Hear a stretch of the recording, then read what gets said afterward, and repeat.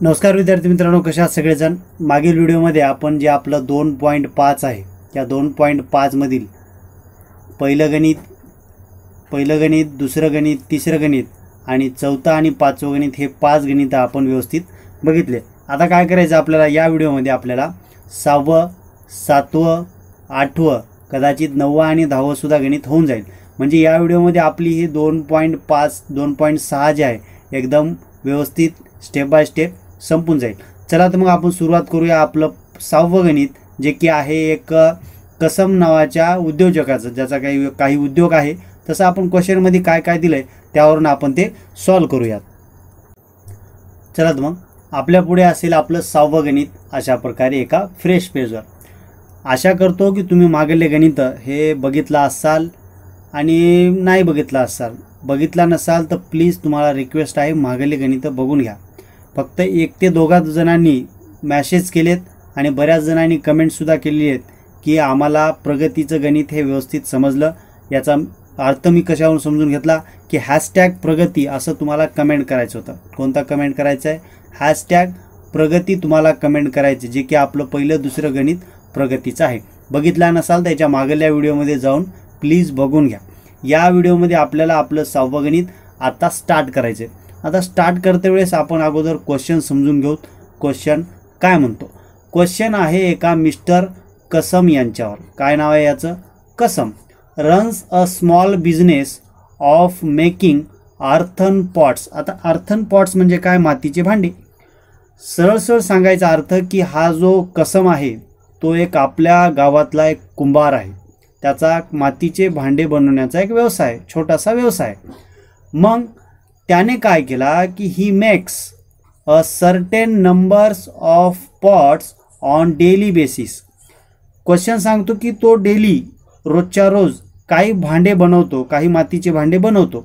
त्यांना माती आणत असेल, ते तुडवत असेल, ती बनवत असेल, त्या चाकावर गोल गोल बनवत असेल। तुम्ही बघितलं असाल तुमच्या गावामध्ये। आता आमच्या गावात भरपूर आहेत। जसं तुम्हाला बघायचं असलं तर तुम्ही स्वतः येऊन बघू शकता, किंवा तुम्ही नेटवर, तुम्ही सिटीमध्ये राहत असाल तर नेटवर बघू शकता, राईट।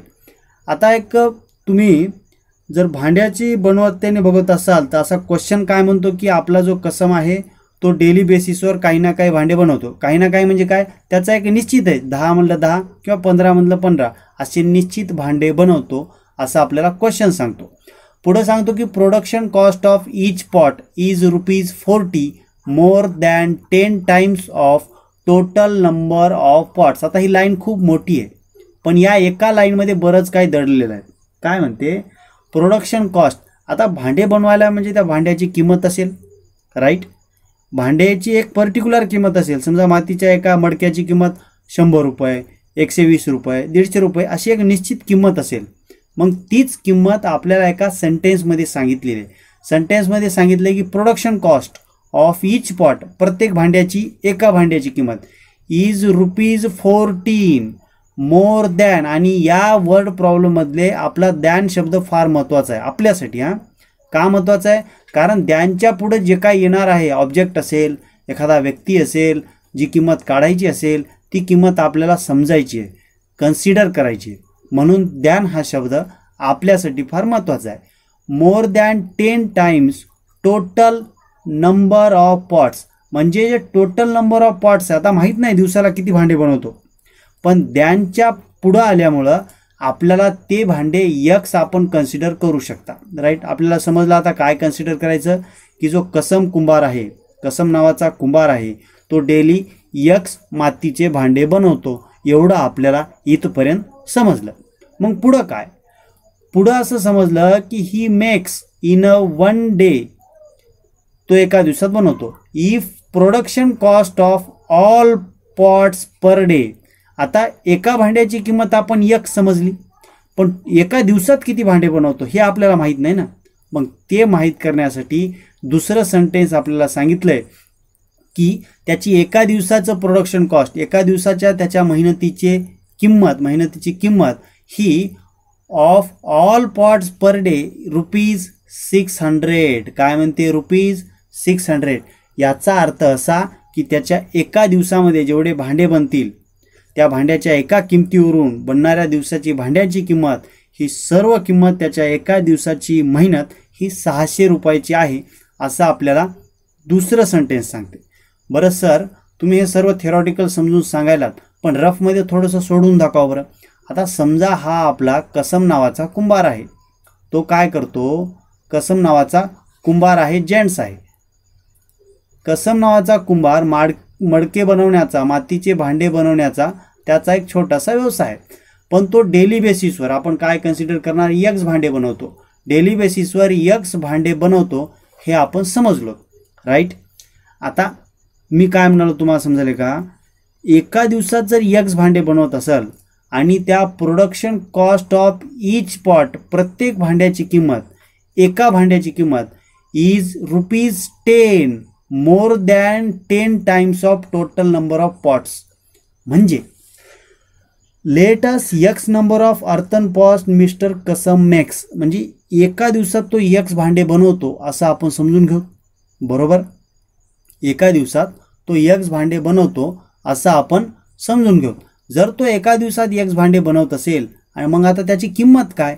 त्याची किंमत सांगितली की त्यानं त्याच्या किमतीच्या, आता यक्स भांड्याची किंमत जी यक्सच आहे त्याच्या 10 पटीनं आणि 40 रुपयानं जास्त आहे असं आपल्याला गणित सांगते. आपण मनानं घेतलं का?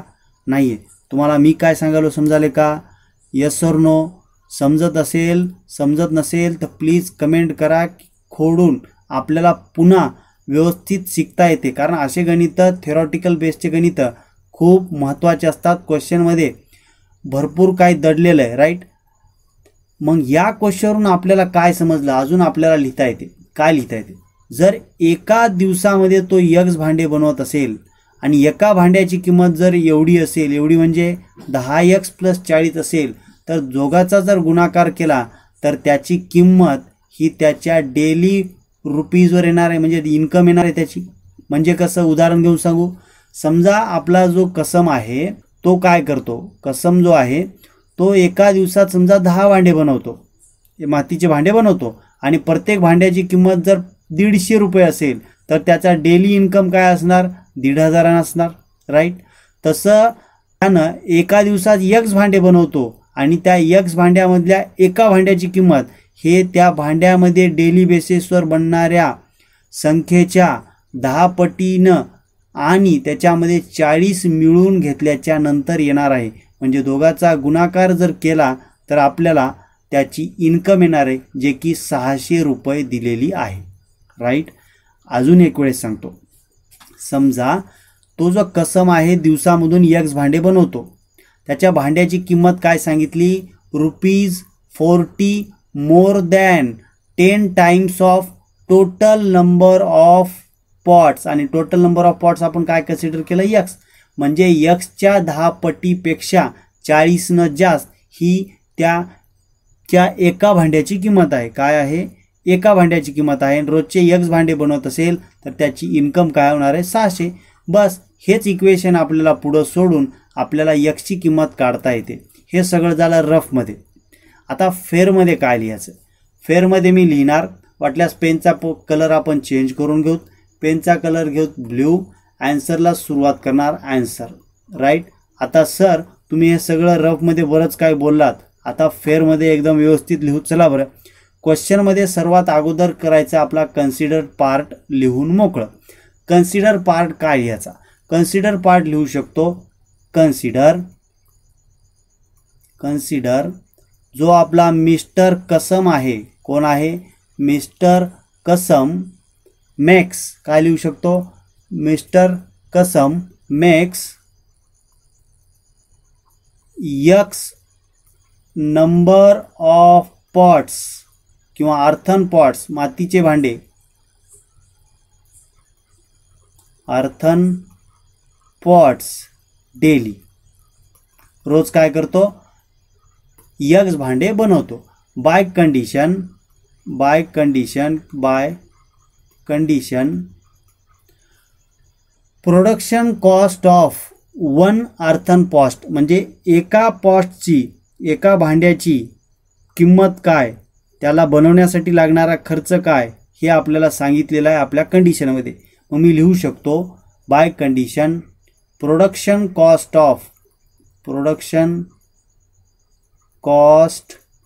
ऑफ ईच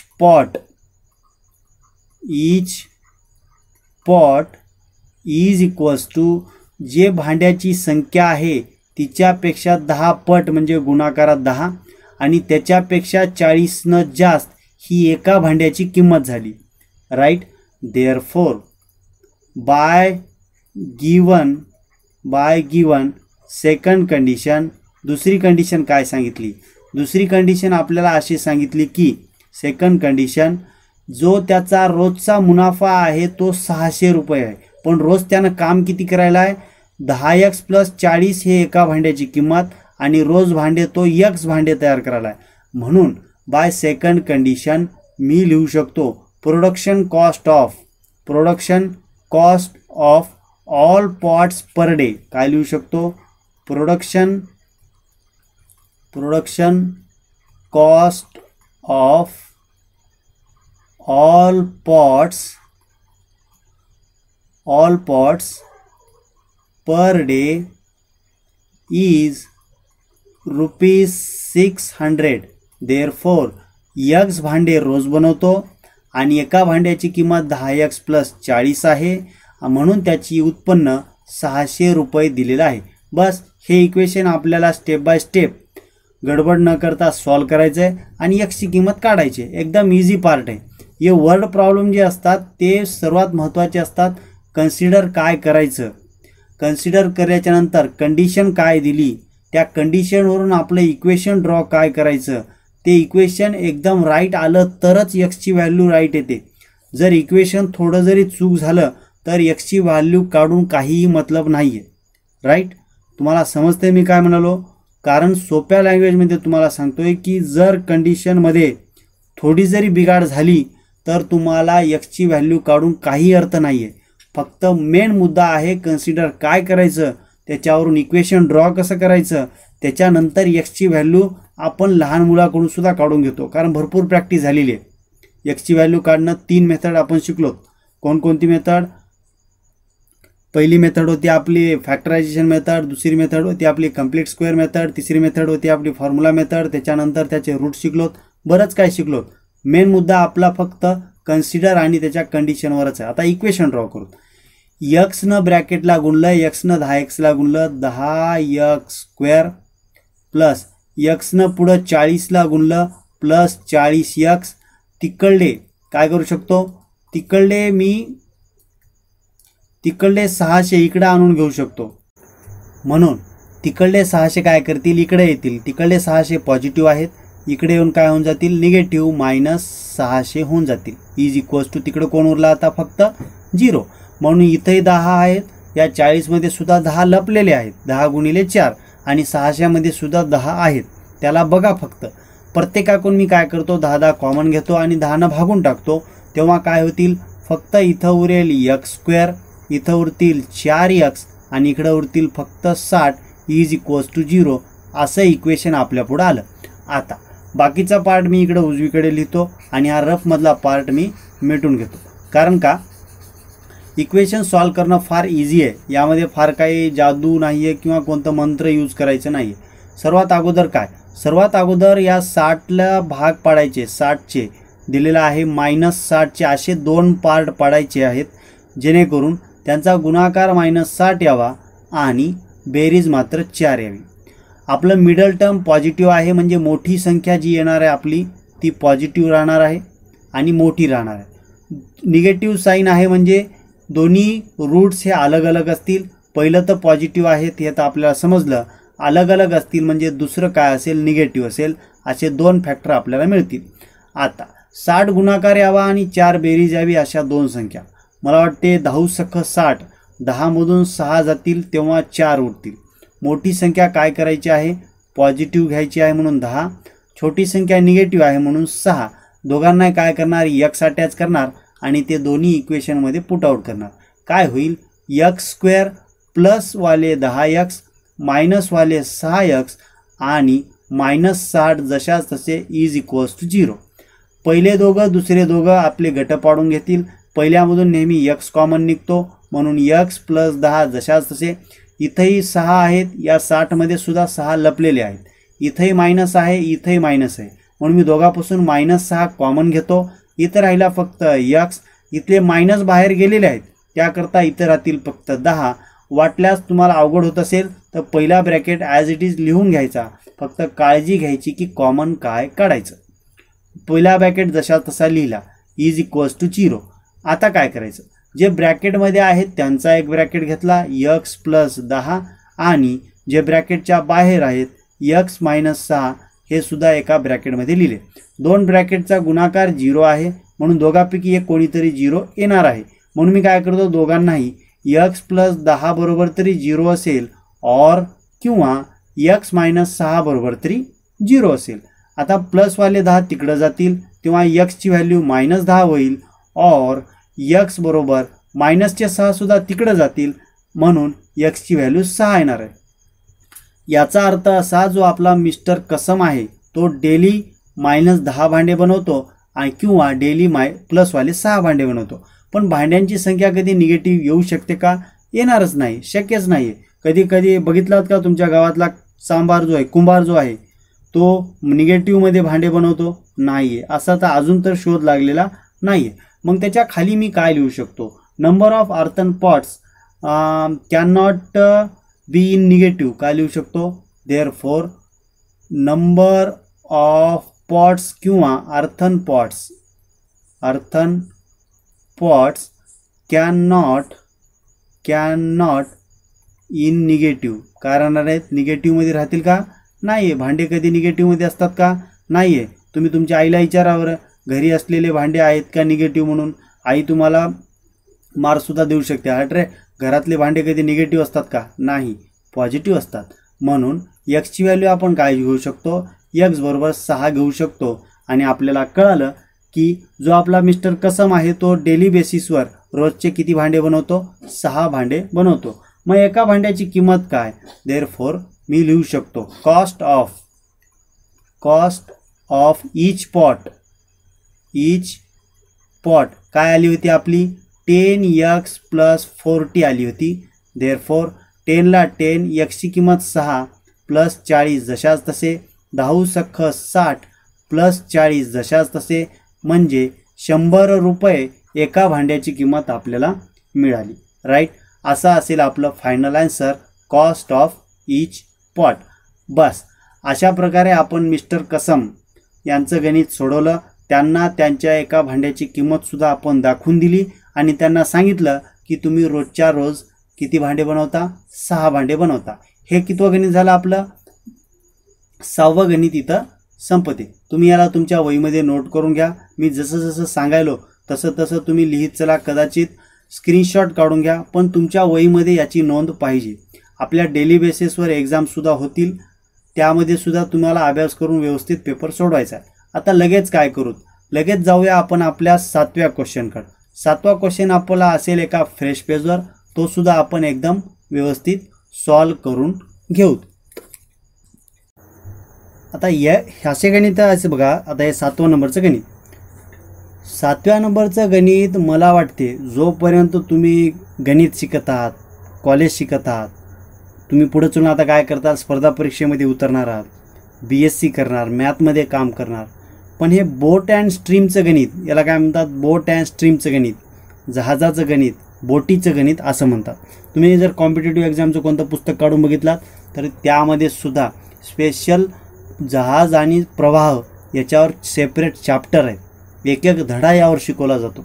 मग असे गणित जर तुम्ही 10वीला असताना जर याची कन्सेप्ट तुम्ही समजून घेतली, एकदम बारकाईनं, आपल्याला गडबड करायची नाही आहे, आपल्याकडे वेळ भरपूर आहे, एकदम बारकाईनं जर तुम्ही समजून घेतली तर तुम्ही जेव्हा स्पर्धा परीक्षेमध्ये या गणितांचा अभ्यास करणार, मी गॅरंटी देतो अशा प्रकारचे गणित बघलं की तुम्हाला मजी आठवण आल्याशिवाय राहणार नाही.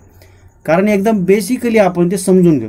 आता काय करू, त्या क्वेश्चनला थोडंसं बाजूला ठेवू. आपला 7वा क्वेश्चन आहे ना, थोडंसं बाजूला ठेवू. एक उदाहरण देतो तुमच्या पुढं. समजा ए नावाचं ठिकाण आहे, ए नावाचं ठिकाण आहे, बी नावाचं दुसरं ठिकाण आहे. एच्या ठिकाणी असा एक व्यक्ती उभा आहे, एक व्यक्ती. बी या ठिकाणी एक दुसरी व्यक्ती उभी आहे. राईट. 2 व्यक्ती उभा आहेत ए आणि बी या ठिकाणी दोघांच्या मध्ये एक काय पडते, एक छोटीशी नदी पडते. आता हे उदाहरण आहे, मला काय पेंटिंग जमत नाही एकदम बेस्ट, एक सांगायचा प्रयत्न करतो की दोघांच्या मध्ये काय आहे, एक छोटीशी नदी वाहते आणि त्या नदीचा प्रवाह डावीकडून असा उजवीकडे आहे. राईट, तुम्हाला समजायला मी काय म्हणतो. ए आणि बी हे दोन ठिकाणं आहेत, दोघांच्या मध्ये एक छोटीशी नदी आहे. ए ठिकाणी एक व्यक्ती, बी ठिकाणी व्यक्ती, असे दोन व्यक्ती एकमेकाला भेटण्यासाठी जात आहेत. आता ए नावाचा व्यक्ती समजा ए ठिकाणाहून निघाला, एक व्यक्ती निघाला, जहाजाच्या माध्यमातून निघाला, जहाजामध्ये काय केलं, तो बसला. आता आपल्या पुढे दोन स्पीडमधल्या दोन गोष्टी आहेत, स्पीडमधल्या दोन गोष्टी, असं जहाज आहे. क्वेश्चन आहे आपला, क्वेश्चनला काय हरकत नाही, पण आपण कंडिशन समजून घ्यायचे की आपल्याला या क्वेश्चनमध्ये काय सॉल्व करायचं आहे. क्वेश्चन नुसता सॉल्व करून चालणार नाही, तर आपल्याला काय समजलं, आपण पुढं चलून असं क्वेश्चन सॉल्व करू शकतो का, यामधल्या जर किमती बदलल्या तर आन्सर सॉल्व करू शकतो का, आपल्याला हे समजणं महत्त्वाचं. आता नदीचा प्रवाह x किलोमीटर प्रति तास आहे असं आपण समजू शकतो, कारण क्वेश्चनमध्ये जो प्रतीक नावाचा मुलगा आहे, समजा हाच प्रतीक आहे. राईट, तो एका व्यक्तीला भेटण्यासाठी दुसऱ्या कडेला जात आहे. नदीचा प्रवाह x किलोमीटर आहे, जी बोट आहे त्याला प्रोव्हाइड केली, त्याला दिलेली आहे. तिची स्पीड कुठं दिलेली आहे, 8 घंटे, त्याला 8 घंटे लागणार आहेत. बोटीची स्पीड किती आहे, 12 घंटे प्रति तास. नाही, मला वाटते 8 hours to travel 36 kilometre downstream, return to same spot, speed get boat, still water, 12 kilometre per hour. Right, 12 घंट्याच्या स्पीडनं, 12 घंटे पर आवरच्या स्पीडनं बोट जाणार आहे. राईट, पण नुसती बोट जाणार आहे का, नाही आहे. जो प्रतीक आहे तो या सी नावाच्या व्यक्तीला, बी या ठिकाण आहे, सी नावाची व्यक्ती बी या ठिकाणी आहे, तो भेटून पुन्हा परत यायचं आहे. राईट, बोटीची स्पीड आहे 12 किलोमीटर पर आवरच्या स्पीडनं बोट जाणार. तुम्हाला सर्व कंडिशन समजली का. ए एक ठिकाण, बी एक ठिकाण, प्रतीक नावाचा व्यक्ती सी नावाच्या व्यक्तीला बी या ठिकाणी जाण्यासाठी जाणार आहे. नदीचा प्रवाह डावीकडून उजवीकडे जात आहे, अशा कंडिशन तुम्हाला समजली. स्पीडवाल्या दोन गोष्टी आहेत, एक तर नदीची स्पीड असेल, नदीला एक स्पीड आहे, नदी तिच्या स्पीडनं वाहायली, आणि त्यातल्या त्यात बोटला सुद्धा एक स्पीड आहे. बोटची स्पीड दिलेली आहे 12च्या स्पीडनं, 12 किलोमीटर प्रति तास, 12 किलोमीटर पर आवरच्या स्पीडनं बोट जाणार आहे. पण जाते वेळेस लक्षात ठेवा, तुम्ही कधी नोटीस केलं का, जेव्हा एखादं वादळ सुटते, जर तुम्ही तुमच्या अंगणात उभा असाल, बसलेला असाल, तर वाऱ्याच्या दिशेने जर तुम्ही जाताल तर तुम्हाला वारं तुमच्या स्पीडसोबत घेऊन जाते, तुम्हाला लोटते मागून, तेव्हा वाऱ्याची स्पीड आणि तुमची स्पीड हे प्लस होत असते. तसंच जर तुम्ही नदीच्या पात्रात उतरलात तर नदीचा प्रवाह आणि तुमची स्पीड हे काय होईल, आता प्लस होईल. केव्हा, जेव्हा तुम्ही नदीच्या प्रवाहाच्या दिशेने जर प्रवास करत असाल तरच. येते वेळेस काय होईल, नदीचा प्रवाह काय करेल, विरुद्ध दिशेला आहे. नदीचा प्रवाह तर आहे उजवीकडे, व्यक्ती येणार आहे वापस डावीकडे, तेव्हा काय होईल, तो ओरिजिनल जी 12ची स्पीड आहे त्याच्यामधून नदीचा प्रवाह काय होत जाईल, मायनस होत जाईल. म्हणजे येते वेळेस काय होणार आहे, दोघांची वजाबाकी. सर आता हे सगळं झालं रफमध्ये, आम्हाला सगळी गोष्ट समजली. प्रतीक जाऊन भेटणार, भेटून वापस येणार, नदीला स्पीड आहे, बोटीला स्पीड आहे, सर्व समजलं. आता लिहायचं कसं, इक्वेशन तयार कसे करायचे, हे सर्व आपण आता थेरॉटिकल पार्टमध्ये लिहून समजू. सर्वात अगोदर तर आन्सरला समजायचं काय, समजायचं अगोदर. आता यामध्ये ज्ञान नावाचा शब्द आहे का, कुठेच नाही. मग चलायचं सर्वात शेवटी, काढायचे काय, त्यालाच समजायचं. काय काढायचे काय, आन्सर काय काढायचं आहे, तीच गोष्ट आपल्याला कन्सिडरमध्ये घ्यायचं. आन्सर काढायचं आहे, find the speed of water current, जो पाण्याचा प्रवाह आहे, पाण्याची स्पीड आहे, ती स्पीड आपल्याला काढायची. मग तिलाच आपण कन्सिडर घेऊ शकतो. म्हणून मी कन्सिडरमध्ये काय लिहू शकतो, consider the speed of current of water is x kilometre per आवर, असं आपण समजलो. देअरफॉर स्पीड ऑफ बोट, जी आपल्याकडे बोट आहे तिची स्पीड काय दिलेली आहे, 12 kilometre per our. Speed of boat 12 kilometre per आवर. आता आहे मेन गणितामध्ये काय दिलं ते बघण्याचं. रफमध्ये आपण समजून घेतलं, कन्सिडर काय करायचं ते पण समजून घेतलं. आता कंडिशन काय दिली जेणेकरून त्या कंडिशनवरून आपलं इक्वेशन येणार आहे. म्हणून प्रतीक टेक्स 8 आवर्स. पूर्ण त्याला टाईम किती लागणार आहे बीपर्यंत जाऊन यायला 8 घंटे. To travel 36 kilometre. किती किलोमीटर जाणार आहे प्रतीक?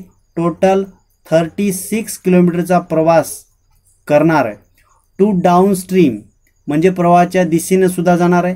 And return to same spot. एकाच ठिकाणी तो काय करणार आहे? पुन्हा परत येणार आहे. पूर्ण जाऊन येऊन जाते वेळेस 36 किलोमीटर आणि येते वेळेस 36 किलोमीटर असा त्याचा प्रवास होणार आहे. पूर्ण प्रवास किती तासात करायला कंप्लीट? 8 तास त्याला लागणार आहे. राईट. म्हणजे 36 किलोमीटर जाते वेळेस, पुन्हा येते वेळेस तेवढंच असेल अंतर तर बदलणार नाही. 36 किलोमीटर येते वेळेस असा प्रवास तो टोटली 8 तासात कंप्लीट करणार आहे. मग सर आपल्याला जो फॉर्म्युला आहे, कोणता फॉर्म्युला 7वी 8वीमध्ये शिकलोत आपण. कोणता फॉर्म्युला? अंतराचं सूत्र. राईट. अंतर काय म्हणते? जे आपल्याकडे डिस्टन्स आहे काय सांगते, किंवा वेळेचं सूत्रसुद्धा बरेच जण म्हणतात. काय असतात?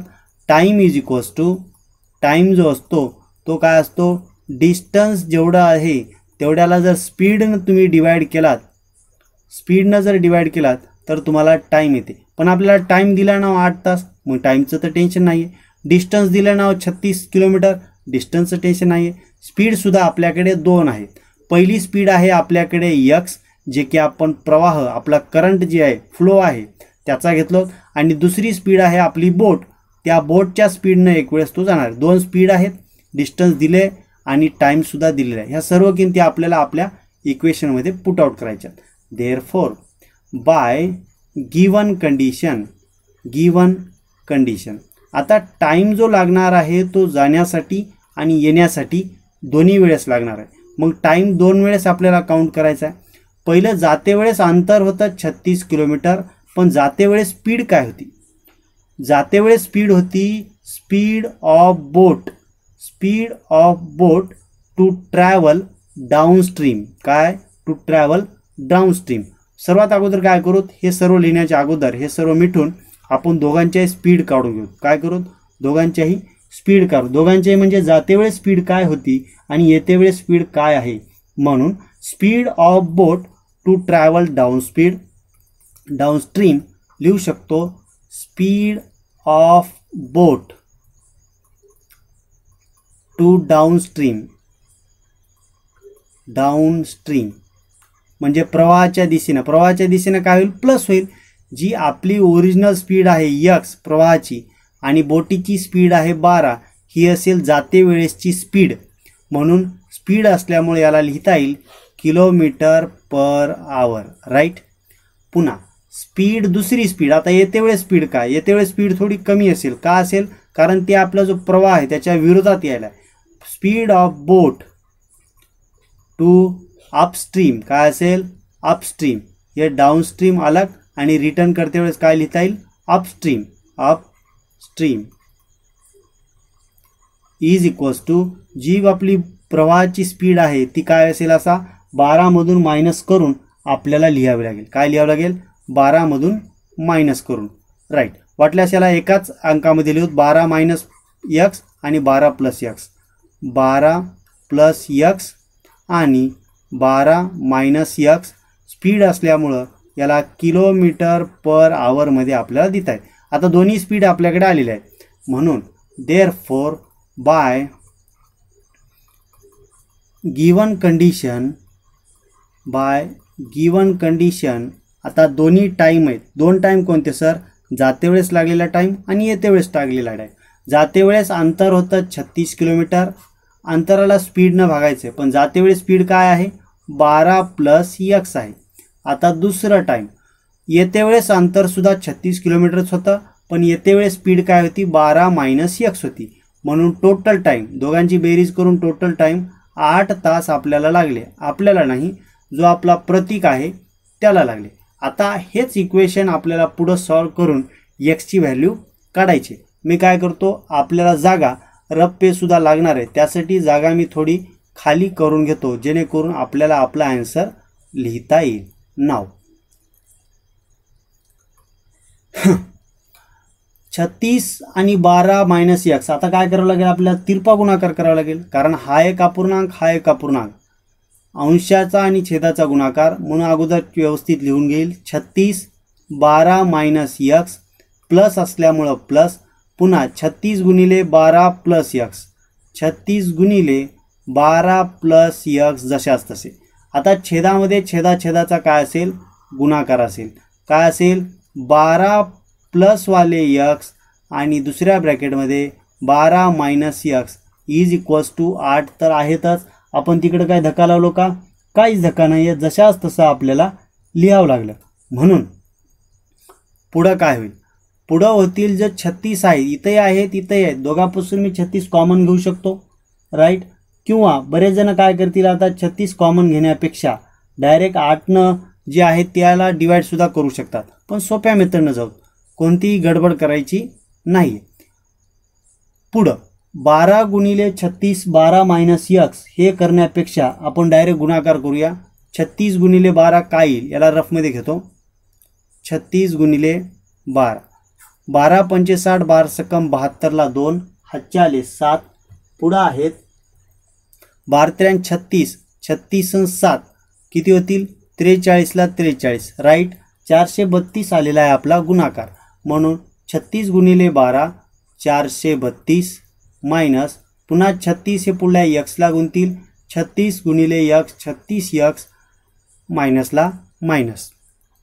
पुढं 36 गुणिले 12 हा गुणाकार आत्ताच आपण केला, किती आलेला आहे 432, आणि 36 गुणिले एक्स 36 एक्स यावेळेस प्लस असल्यामुळं प्लस आपल्याला घ्यावं लागेल. छेदामध्ये काय होईल,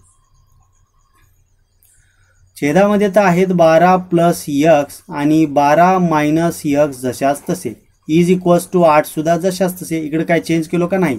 यावेळेस प्लसवाले 36 एक्स मायनसवाले 36 एक्स कटून जातील. 432 आणि 432 किती होतील 864, आणि छेदामध्ये आहेत 12 प्लस एक्स आणि 12 मायनस एक्स. असं झालं आपलं छेदामध्ये. मग लगेच इज इक्वल्स टूमध्ये 8 आहेतच, तिकडं काही चेंज आहे का, तिकडं काहीच चेंज नाही आहे, जशाच तशा आहेत, इज इक्वल्स टू 8. म्हणून आता छेदामध्ये काय लिहू शकतो, इथं तर 864 तर आहेतच, इथं काही चेंज आहे का नाही आहे, किंवा कटाकटी आहे का नाही आहे. छेदामध्ये ए प्लस बी ए मायनस बी, समजायला मला काय सांगायचं तुम्हाला, इथं एक फॉर्म्युला लागू होतो, कोणता, ए प्लस बी ए मायनस बी. म्हणून इथं ॲन्सर काय लिहायची गरज आहे का फॉर्म्युला, चला लिहूनच टाकतो. फॉर्म्युला काय आपल्यापुढे, जेव्हा ए प्लस बी आणि ए मायनस बी येते तेव्हा ए स्क्वेअर मायनस बी स्क्वेअर असं घ्यावं लागते. सध्या ए प्लस बी म्हणजे 12 प्लस एक्स, ए मायनस बी म्हणजे 12 मायनस एक्स, म्हणून एचा वर्ग म्हणजे 12चा वर्ग 144 घ्यावं लागेल, आणि मायनस एक्स स्क्वेअर जशाच तसे इज इक्वल्स टू 8 जशाच तसे. हा एक्सवाला पार्ट मी तिकडं घेऊ शकतो आणि 8वाला पार्ट इकडं घेऊ शकतो, कारण का 8नं आपल्याला भाग द्यायला सोपं जाते. पुढं मी काय लिहू शकतो की 864 भागिले 8 बरोबर 144 मायनस एक्स स्क्वेअर. आता 8नं भागायचं आहे, 8नं भागल्याच्या नंतर काय होईल, 8नं भागल्याच्या नंतर आन्सर आपल्याला देता येते काय, 8 एका 8, 8 एका 8, 0ला 0, कारण 6ला भाग जात नाही, 64ला भाग द्यायचा आहे, 8 8 64, राईट. म्हणून 108ला 108 बरोबर येत आहेत 144 मायनस एक्स स्क्वेअर. मी मायनस एक्स स्क्वेअरला इकडं आणू शकतो आणि प्लस 108ला तिकडं नेऊन ठेवू शकतो. काय होईल, एक्स स्क्वेअर होतील आणि 144 मायनस 108 होतील. देअरफॉर एक्स स्क्वेअरची व्हॅल्यू 144मधून 8 गेले काय होईल, 36ला 36, 144मधून 8 गेले 36ला 36. वाटल्यास तुम्हाला वजाबाकी जमत नसेल तर आपल्याला इथं करावी लागेल, कारण आपले व्हिडिओ काय असेल कच्च्या विद्यार्थ्यांना सुद्धा समजलं पाहिजे. 4मधून 8 जात नाही, 14मधून 8 गेले 6ला 6, इथं उरले 3मधून 0 गेले 3, 1मधून 1 गेला 0 म्हणजे 36. म्हणून एक्सचा वर्ग जर 36 असेल, दोन्ही बाजूचा आपल्याला स्क्वेअर रूट घ्यावं लागेल. Therefore x is equals to 6. आता तुम्ही म्हणाल सर +or-6 घ्या, पुन्हा तेच कंडिशन आली. +or-6 घेत असलो तर स्पीड कधी निगेटिव्ह राहत नाही. त्याकरता एक्सची व्हॅल्यू मी डायरेक्ट पॉझिटिव्ह सुद्धा घेऊ शकतो. म्हणून एक्स आपण कन्सिडर काय केलं होतं, एक्स होती आपली जी नदी आहे, नदीच्या प्रवाहाची जी स्पीड आहे ती व्हॅल्यू आपल्याला एक्स द्यायचं आहे. राईट, म्हणजे आपली एक्सची व्हॅल्यू काय आलेली आहे, एक्सची व्हॅल्यू आलेली आहे 6 आणि तीच व्हॅल्यू आपल्याला काढायची सुद्धा होती. आन्सरमध्ये काय सांगितलं क्वेश्चनमध्ये, find the speed of water current. Therefore final answer लिहायला कधी विसरायचं नाही. फायनल आन्सर लिहू शकतो therefore speed of water current is 6 km/h असं आपलं फायनल आन्सर असेल. तुम्हाला सुद्धा असे आन्सर सॉल्व करता आलं पाहिजे. जर तुम्हाला हे गणित समजत असेल, एक छोटीशी स्माईल करायची आणि स्माईल करून आपल्या ह्या व्हिडिओला लाईक करायचं. ठीक आहे, चला हा झाला आपला कितवा क्वेश्चन. एकदम बेस्ट क्वेश्चन सॉल्व केला आपण. 7वा क्वेश्चन तुम्हाला पुढे चलून सुद्धा याचा यूज होणार आहे कॉम्पिटिटिव्ह एक्झाममध्ये सुद्धा. वाटल्यास तुमच्या घरी कोणी असेल, काका, मोठे दादा, वहिनी, मामा, त्यांना विचारा की तुम्हाला प्रवाहाचे गणित येतात का, नदीचे गणित येतात का, त्यांना विचारून घ्या आणि त्यांना सुद्धा हे गणित बघायला लावा. जर समजले असेल तर चांगली गोष्ट आहे. ठीक आहे, चला आपण चलूया आता आपण आपल्या 8व्या क्वेश्चनकडे. 8वा क्वेश्चन काय म्हणतो, 8वा क्वेश्चन असेल आपल्या पुढे. मला वाटतं मी क्वेश्चन इथं क्रॉप करून ठेवला नाही, मी क्वेश्चन क्रॉप करून आणतो. ओके, असा हा 8वा क्वेश्चन. क्वेश्चन काय क्वेश्चन वाचू. Pintu takes 6 days more than. आपला शब्द महत्त्वाचा कोणता आहे, देन. लक्षात ठेवायचं, देन आपल्यासाठी फार महत्त्वाचा शब्द आहे. Those of Nishu. पिंटू एक मुलगा आहे, निशू एक मुलगी, दोघांच्या कामाचं त्यांनी त्याला एक समजा त्यांच्या आईनं काय दिलं असेल, काम दिलं असेल. दोघं बहीण भाऊ असतील, त्याच्या आईनं त्या दोघांना एक काम दिलं असेल. राईट, पिंटू एक काम, निशू एक काम, पण दोघांच्या कामामधलं कंपॅरिझन, कोण किती कोणापेक्षा कसं काम करते हे आपल्याला शिकायचं. राईट, आणि असे क्वेश्चनसुद्धा कॉम्पिटिटिव्हला येतात, हमखास येतात. Complete certain works if they work together. जर दोघं मिळून एकसाथ काम करायचं ठरवलं. आता बहीण भाऊ आहेत, बहिणीला वाटलं भावाची मदत करावं, भावाला वाटलं बहिणीची मदत करावं, तर दोघांनी काय म्हणलं, बाबा आईनं जे काम सांगितलं आपण काय करू, दोघं मिळून करू. तर दोघं मिळून जर त्यांनी काम केलं तर ते 4 दिवसात कंप्लीट करू शकतात. असं त्यांच्या कॅपॅसिटीवर डिपेंड आहे. अलग अलग केले तर Pintu takes 6 days more than Nishu. Nishu आता काय असेल, मोठी बहीण असेल. पिंटू काय असेल, छोटा भाऊ असेल. पिंटूला 6 दिवस जास्त लागतात, कोणापेक्षा, निशूपेक्षा. कारण निशू मोठी बहीण झाली, तिची कॅपॅसिटी जास्त आहे. पिंटू काय झाला, एक लहान भाऊ झाला, त्याची कॅपॅसिटी कमी आहे. त्यामुळं त्याला 6 दिवस काय लागतात, जास्त लागतात. पण दोघांना मिळून जर काम केलं तर ते 4 दिवसात कंप्लीट करू शकतात. नंतर how many days would it take to complete the work if they work alone. जर दोघांनी अलग अलग काम करायचं ठरवलं, पिंटूला सांगितलं तू एकटाच काम कर, तर तो किती दिवसात करेल. किंवा मोठ्या बहिणीला सांगितलं की निशू तू एकटीच काम कर, तर ती किती दिवसात काम करेल हे आपल्याला काढायचं. क्वेश्चन समजला का, क्वेश्चन समजणं महत्त्वाचं आहे. पिंटू एक छोटा भाऊ, निशू एक मोठी बहीण. वाटल्यास आपण काय करू, चित्र काढून घेऊ. चित्र काढते वेळेस छोटा भाऊ काढून घेतो अगोदर. हा असेल आपला, त्याचं नाव आहे, काय नाव आहे, पिंटू. हा कोण असेल, आपला पिंटू. आणि त्याची मोठी बहीण असेल एक, तिचं नाव आहे आपल्या पुढे निशू. काय नाव आहे, निशू. आता मी काय कोणता भारी पेंटर नाही, जसं जमलं तसं काढतो मी. तर पेंटिंग कोणाची कशी काढतो, अशीच. एक वर सर्कल असेल, हा एक ट्रायंगल असेल, त्यावरून याचे हात काढायचे 2 आणि 2 पाय काढायचे, बस. हा कोण आहे, P for Pintu, N for Nishu. Right, ही बहीण, हा छोटा त्याचा भाऊ. पुढं 6 दिवस जास्त लागतात. आता समजायचे काय, देन ज्याच्या पुढं आहे, देन कोणाच्या पुढं आहे, निशूच्या पुढं आहे. निशूचं काम धरायचं, निशूचं काम हे x दिवसात कंप्लीट होते, किंवा निशू सेपरेट x दिवसात काम करू शकते हे आपण समजू शकतो. म्हणून इथं काय लिहिणार मी, x दिवस. पण कंडिशन काय सांगते की जो पिंटू आहे तो निशूपेक्षा 6 दिवस जास्त घेतो कामाला, लहान भाऊ आहे तो, त्याची कॅपॅसिटी कमी आहे. म्हणजे जेवढे निशूला लागणार आहेत x दिवस त्याच्यापेक्षा 6 दिवस प्लस 6 हे कोणाला लागणार आहेत, पिंटूला लागणार आहेत. म्हणजे x हे निशूची कॅपॅसिटी झाली, x प्लस 6 ही कोणाची कॅपॅसिटी झाली, आपल्या पिंटूची कॅपॅसिटी झाली. राईट,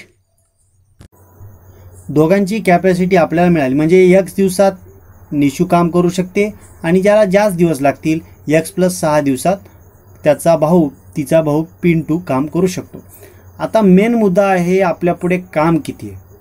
काम आहे आपल्यापुढे एकच. किती काम आहे, एकच. आता मेन तुम्हाला सांगू का, जेव्हा काम आपल्याला करायचं आहे, एक ठरवलं की आपल्यापुढे समजा आईने काम दिलं आपल्याला, लॉकडाऊनमध्ये तुम्हाला दळायचं काम दिलं किंवा निसायचं काम दिलं, जे गहू आहेत घरचं पोतं काढलं आणि त्यामधले खडे उकलायचं काम, खडे अलग करायचं काम दिलं आणि सांगितलं की तुझ्या टाईमनुसार तुला जेवढा टाईम लागता तेवढा तू घे, पण हे एक पोतं गव्हाचं तुला निसाव लागणार, म्हणजे निसाव लागणारच. आता तुम्ही काय करसाल बाबा, एकाच दिवसात सगळं निसण्यापेक्षा आपण रोज थोडं थोडं त्यामधला भाग वाटून घेऊ आणि ते काम करून टाकू. आता दोघांना जर मिळून काम केलं तर ते 4 दिवसात करू शकतात असं कंडिशन सांगते. पण काम किती आहे, एकच. काम किती आहे, दोघांना एकच काम आहे, सेम काम आहे. दोघांना सांगितलं एकच पोतं किंवा तू निसलास तरी एकच पोतं. मग एक काम किती भागात डिवाईड करावं लागेल, x भागात करावं लागेल. म्हणजे एका दिवसात एक काम होणार आहे. कितवा भाग होणार आहे, एकच भाग होणार आहे. किती भागापेक्षा, x भागापेक्षा. किती भाग केले होते आपण, x भाग केले होते. सर हे काही समजणार झाले, तुम्ही भाग करायलात, एक म्हणायलात. अजून सोप्या भाषेत सांगा, थोडंसं फोडून सांगा. अजून जर फोडून सांगायचं समजलं तर समजा आपल्याला 10 दिवस लागतील एक काम करायला. किती दिवस लागतील, समजा 10 दिवस लागतील आणि मी ठरवलं की रोज त्या कामाचे 10 तुकडे पाडायचे. किती तुकडे पाडायचे, 10 तुकडे. पहिला तुकडा, दुसरा तुकडा, तिसरा, चौथा, पाचवा, 6, 7, 8, 9, 10. रोज एक भाग केला. पहिला भाग पहिल्या दिवशी कितवा भाग जाईल, 10 पैकी एक भाग संपून जाईल. दुसऱ्या दिवशी कितवा भाग जाईल, 10 पैकी एक भाग संपून जाईल. तिसऱ्या दिवशी कितवा भाग जाईल, 10 पैकी एक भाग संपून जाईल. जर मी सर्वांची जर बेरीज केली तर टोटल काम किती होतील, 10 भाग होतील. कितीपैकी, 10 भागांपैकीच. याचा अर्थ 10 एक 10, 10 एक 10, टोटल काम किती होणार आहे, एकच काम होणार आहे. बस मला तेच सांगायचं आहे. म्हणजे एका दिवसात किती काम व्हायले, 10 कामापैकी एक काम व्हायले, 10 भागापैकी एक भाग व्हायले. आपल्यापुढे सध्या x भाग आहेत. किती भाग आहेत, x भाग आहे. म्हणजे एका दिवसात किती भाग होतील, एकच भाग होतील. म्हणजे 1/x एका दिवसात होणार काम. तसंच जर पिंटूला x प्लस 6 दिवस लागत असतील तर तो x प्लस 6 भागामध्ये तो त्या कामाला वाटून घेईल आणि एका दिवसामध्ये त्या x प्लस 6चे तो एक भाग काम करून मोकळा होईल. राईट, तुम्हाला समजायला मला काय म्हणायचं आहे, मला एवढंच म्हणायचं आहे की ते पिंटू असेल किंवा निशू असेल, दोघे काय करतील, एकाच दिवशी काम करण्यापेक्षा जेवढे दिवस आपल्याला लागायलेत ना तेवढे भाग त्या कामाचे करतील आणि रोज थोडं थोडं काम करून आपलं काम जेवढे दिवस लागतील तेवढ्या दिवसांमध्ये काम करून मोकळं होतील. तसंच जेवढे भाग आहेत ते भागाकारामध्ये छेदामध्ये येतात आणि जेवढा भाग आपण काम करायलो तेवढा अंशामध्ये येतो. म्हणून एक काम x प्लस 6 दिवसात, एक काम x दिवसात. हे झालं एका दिवसाचं काम. राईट, म्हणून हे झालं. आता सर्व काय बोललो ते रफमध्ये बोललो. आता फेरमध्ये काय लिहू शकतो, आपल्याला काय लिहिता येते ते बघायचं. आन्सरमध्ये मी काय लिहू शकतो, आपल्याला कन्सिडर काय करायचं. Consider Nishu gives x days to complete the work. Nishu का घेतलं, कारण जो आपला देन शब्द आहे तो निशूच्या पहिले आहे. Nishu gives x days to complete the work.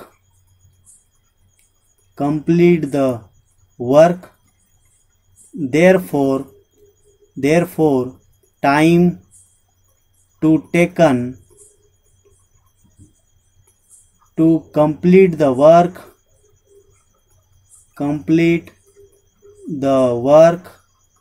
By तिचा जो छोटा भाऊ आहे पिंटू, त्याला निशूपेक्षा 6 दिवस जास्त लागणार आहेत, म्हणजे x+6 लागणार आहेत. आता हे वर्ड प्रॉब्लेम कसं असते बघा, मी माझ्या लँग्वेजमध्ये लिहित असतो. जर कदाचित तुम्ही दुसऱ्या एखाद्या टीचरचा व्हिडिओ बघितलात तर त्यांची लँग्वेज वर्ड मेथड अलग असेल. तुम्ही गाईडमध्ये बघलात तर अलग, कोहिनूरमध्ये बघलात तर अलग, किंवा मनानं लिहिला तर अलग येईल. याच्यावर जास्त विचार करायचा नाही आहे.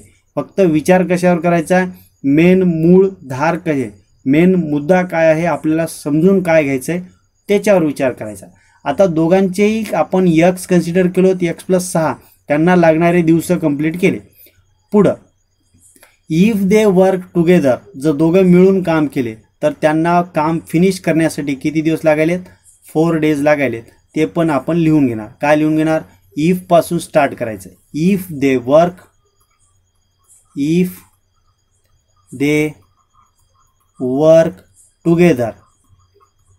टुगेदर. ज्यांना इंग्लिशचा प्रॉब्लेम आहे त्यांनी क्वेश्चनचा यूज करून वर्ड प्रॉब्लेम लिहायचे. If they together finish it in 4 days, right. जशा तसं क्वेश्चनमधले बघून सुद्धा तुम्ही लिहू शकता. आता त्यांनी एका दिवसात काय काम करू शकतात लिहू शकतो आपण. In one day Nishu complete, सर्वात अगोदर कोण घेणार, निशू कंप्लीट. एका दिवसात किती काम करायला Nishu, x Nishu complete 1/x work, एका दिवसात 1/x वर्क. अँड तिचा जो भाऊ आहे Pintu complete 1/x+6 work.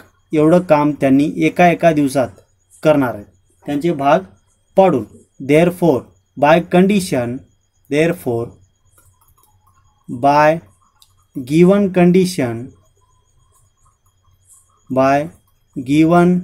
Condition if they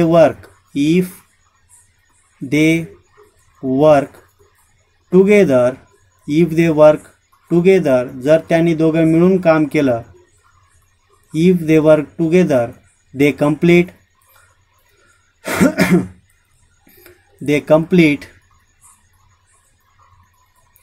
1/4 work in a one day. असं का लिहिलं बरं मी, 1 day. त्यांना टोटल काम करण्यासाठी किती दिवस लागणार आहेत, 4 दिवस. मग का ते एका दिवशी काम करून निघतील का, नाही आहे. त्याचे भाग पाडतील, 4 भाग पाडतील. म्हणून 4 भागापैकी एक भाग त्यांनी एका दिवसात करतील. जेव्हा ते दोघं जर मिळून काम करायला सुरुवात केली तर तेव्हा 1/4 काम, 25% काम ते एका दिवसात करून मोकळं होतील. Therefore by condition. आता मी काय करतो, हा रफचा पार्ट पूर्ण मिटून टाकतो, जेणेकरून आपल्याला इकडं लिहावं लागेल. पिंटू जाणार, पिंटूची सिस्टर निशू जाणार, आणि बाकीचा सगळा रफ पार्ट आपल्याला जागा देणार, राईट. नाव हा पार्ट मिटल्याच्या नंतर आपल्याला लिहिता येते. Therefore 1/x+6 is equals to 1/4. एका दिवसात होणारं निशूकडून काम, एका दिवसात होणारं पिंटूकडून काम, आणि टोटल दोघांकडून होणारं काम बेरीज करून 1/4. इथपर्यंत आपल्याला तुम्हाला समजलं का? समजलं नसेल तर पुन्हा मागं जा, पूर्ण थेरी बघा, आपण कशा प्रकारे रफमध्ये समजून घेतलं सर्व बघा. कारण याच्यापुढून एक्सची किंमत कोणी काढू शकते, याच्यापुढून सोपं एक्सची किंमत काढणं. पण हे कसं लिहिलं, थेरॉटिकल पार्ट कसा लिहिला, कन्सिडर काय केलं, थेरी कशी आली, हे सर्व बघून घ्या पुन्हा एकदा, राईट. तुम्हाला रिक्वेस्ट आहे, कारण याच्यानंतर अजून थोडे पुढचे लेवल, हाय लेवलचे क्वेश्चन येणार आहेत. प्रॉब्लेम सेटमध्ये याच्याहून हाय लेवलचे क्वेश्चन असणार आहेत. त्याकरता हे छोटे क्वेश्चन तुम्ही समजून घ्या. कारण आपण जसं दिलं आहे तसंच सॉल्व केलं आहे. काही मनाने घेतलं का, काहीच नाही. आता व्हॅल्यू काढायची एक्सची, तिरपा गुणाकार करणार. 1 गुणार x+6ला 1 गुणार एक्सला, म्हणून 1 गुणिले x+6 जशाच तसे, आणि 1 गुणिले x+x सुद्धा जशाच तसे. छेदामध्ये छेदाछेदाचा गुणाकार x गुणिले x प्लस 6 आणि इकडं तर 1/4 आहेतच. 1x आणि 1x मिळून होतील 2x, 2x प्लस 6ला प्लस 6 छेदामध्ये x गुणिले x, xचा वर्ग प्लस 6 गुणिले x 6x आणि इकडं तर 1/4 आहेतच. पुन्हा 2x प्लस 6 हे 4ला गुणतील, 4 गुणिले 2x प्लस 6 आणि इकडं आहेत xचा वर्ग प्लस 6x. 4 गुणिले 2x 8x होतील, 4 गुणिले 6 हे 24 होतील आणि x स्क्वेअर प्लस 6x जशाच. हे दोन्ही पार्ट आपण काय करू तिकडं नेऊन ठेवून देऊ. तेव्हा आपलं equation x square plus 6x minus 8x minus 24 काय होऊन जाईल is equals to 0. Therefore x square 6x मधून 8x कधी जातात का नाही जात. 8x मधून 6x काढा 2x येतील, उलट केल्यामुळं मायनस आणि मायनस 24 जशाच तसे इज इक्वल्स टू 0. आता मायनस 24चे असे दोन फॅक्टर पाडायचे आहेत जेणेकरून त्यांची बेरीज काय आली पाहिजे -2. आता जे मिडल टर्म आहे त्याला विचारायचं मोठी संख्या काय राहणार आहे. मिडल टर्म सांगते मी निगेटिव्ह आहे तर मोठी संख्या निगेटिव्ह राहील. आता जे कॉन्स्टंट आहे त्याला सांगायचं जे रूट आहे ते कसे राहणार आहे, सारखे राहतील, जुडवा राहतील का अलग अलग राहतील. निगेटिव्ह असेल तर अलग अलग राहतील, म्हणजे मोठा मायनस तर छोटा काय होऊन जाईल प्लस. आता 24 गुणाकार यावा आणि 2 बेरीज यावी अशा दोन संख्या आपल्याला शोधायच्या. 8च्या पाड्यामध्ये येतील का येतील. 8×45 8 संग 48 काय येतील 8×45 किंवा अजून सोपं करायचं झालं तर 8×3 = 24 8×45 8 संग 48 अशा दोन संख्या आपण घेऊ शकतो. 48 कसं 24 घ्यायचं आपल्याला राईट.